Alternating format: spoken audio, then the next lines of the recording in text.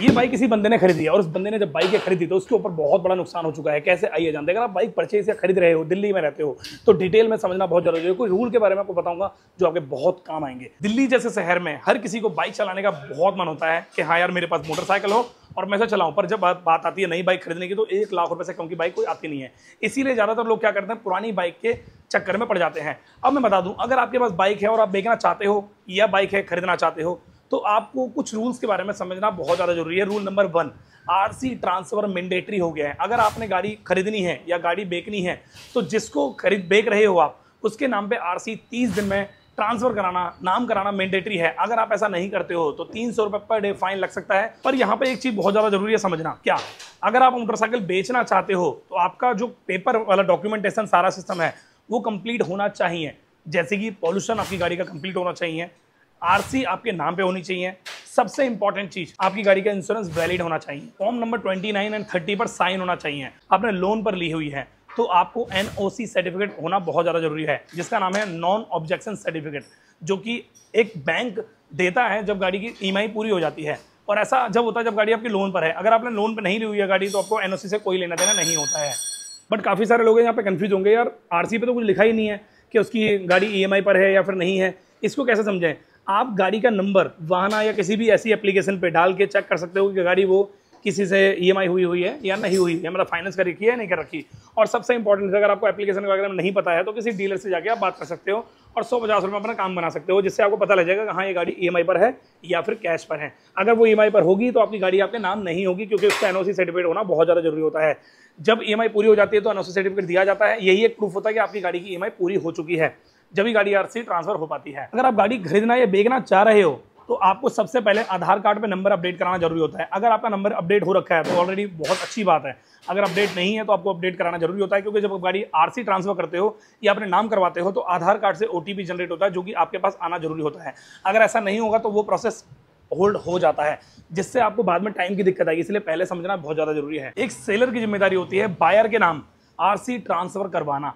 अगर इसमें कोई भूल चूक होती है और बाई एनी चांस जिस दिन आपकी पेमेंट हो जाती है और आपने आरसी उसके नाम पे ट्रांसफर नहीं करी और आपको उसने गाड़ी दे दी, मतलब आपने उसको गाड़ी दे दी और वो रोड पर चला रहा है और कोई भी मिस हैपनिंग होती है तो उसमें जिम्मेदारी आपकी होगी, क्योंकि आपके नाम पे गाड़ी है।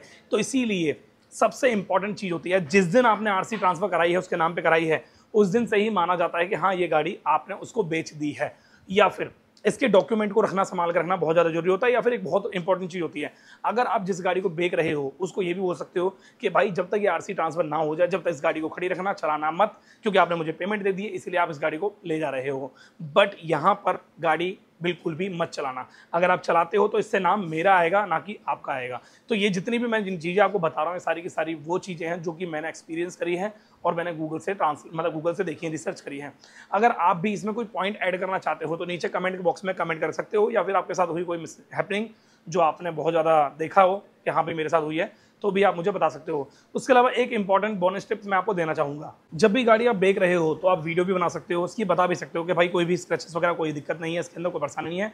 दूसरी सबसे इंपॉर्टेंट चीज़ जो होती है वो ये होती है कि गाड़ी जब आप ले रहे हो उससे पहले कोई चालान तो नहीं है उस पर पेंडिंग, या फिर कोई प्रॉब्लम तो नहीं है, या फिर कोई केस तो नहीं चल रहा है, या फिर उसके कोई ऐसी कोई लीगल एक्टिविटी तो नहीं चल रही जो कि थाने में दिक्कत हो रही हो। तो हर चीज़ को आप देख सकते हो, देख के परख सकते हो, उसके बाद आप गाड़ी को लेने की सोच सकते हो। अगर आपको लगता है नहीं यार मैं ये सब चीज़ें नहीं समझ पाऊंगा, नहीं जान पाऊंगा, नहीं मुझे पता लगेगी, तो आप किसी डीलर से संपर्क करके उसके थ्रू ये सब चीज़ें करा सकते हो। डीलर जो अपनी कमीशन होता है वो लेता है, जो भी उसकी बनती है, पर आपको आपकी जो बाइक आप ले रहे हो उस बाइक के बारे में डिटेल बता देता है। और एक और बोनस टिप्स मैं आपको देना चाहूँगा, वो ये, अगर आप एक गाड़ी परचेस कर रहे हो तो आपको उस कस्टमर ने बोला है कि भाई ये गाड़ी सिर्फ 10,000 किलोमीटर चली हुई है, तो उस 10,000 किलोमीटर की जो जिम्मेदारी होती है वो कस्टमर की हो जाती है। हाँ यार 10,000 किलोमीटर चली हुई है। पर आजकल की जो फ्रॉड की सिस्टम चल रहे हैं वो ये चल रहे हैं कि भाई मीटर की रीडिंग पीछे करा लेते हैं। अब आपके मन में आ रहा होगा यार डिजिटल मीटर की रीडिंग पीछे नहीं होती। मैं बता देता हूँ, आज की डेट में हिंदुस्तान में कोई सी भी मोटरसाइकिल हो, कैसी भी मोटरसाइकिल हो, टू व्हीलर हो या स्कूटर हो या कोई भी हो, उसका मीटर रीडिंग पीछे हो जाता है। तो इस सिचुएशन को समझते हुए आप, अगर कस्टमर बोल रहा है कि 10,000 किलोमीटर चली हुई है, तो उससे सर्विस रिकॉर्ड मांग सकते हो।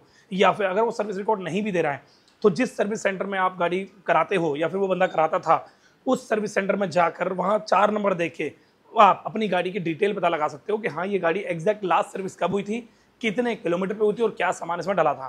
पूरे कस्टमर की एक जिम्मेदारी होती है इन सब चीज़ों को समझना बायर की जिम्मेदारी होती है सेलर के लिए सारे की सारी चीज़ें ट्रांसपेरेंसी में रखना, और सेलर की जिम्मेदारी होती है हर गाड़ी को लेने से पहले डिटेल में पता करना, उसकी सर्विस रिकॉर्ड मेंटेन करना बहुत ज़्यादा जरूरी होता है।